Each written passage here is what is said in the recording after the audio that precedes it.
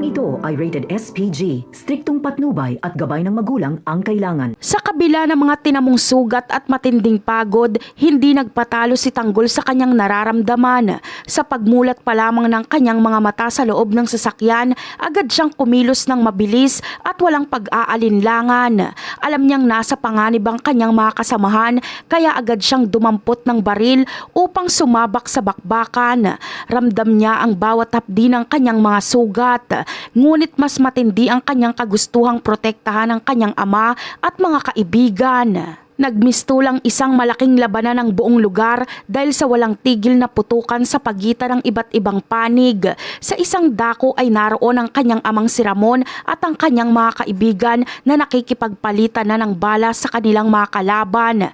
Nagkataon namang naroon din sa mismong lugar ang mga tauhan ng mga gerero at ang pamilya Mondragon. Dahil sa gulo, nag-cross ang landas ng lahat ng kampo na nauwi sa isang mainit at magulong engkwentro. Habang nagkakagulo ang lahat, sinamantala ng pamilya Mondragon ang pagkakataon upang makatakas mula sa mga tauhan ng mga gerero na humahabol sa kanila. Nagawa nila Divina na makaiwas sa panganib na dala ng mga gerero at mabilis na nakasakay sa kanilang sasakyan. Akala nila ay ligtas na sila dahil malapit na silang makalayo sa sentro ng bakbakan.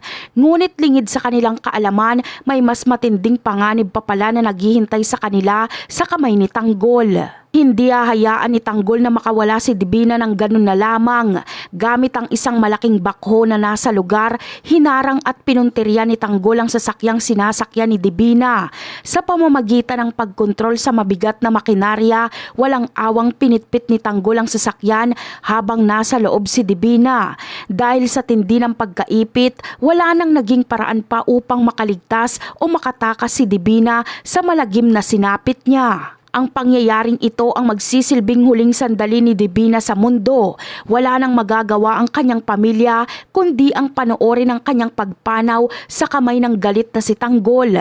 Tiyak na malaking pighati at pagdadalamhati ang kakaharapin ng kanyang asawang si Brando at ng kanyang anak na si Rocky Boy. Ang tagpong ito ay mag-iiwan ng malalim na sugat sa puso ng pamilya Mondragon habang tinatapos ni Tanggol ang kanyang paghihiganti sa mga ito. At yan ang aabangan natin. Bye!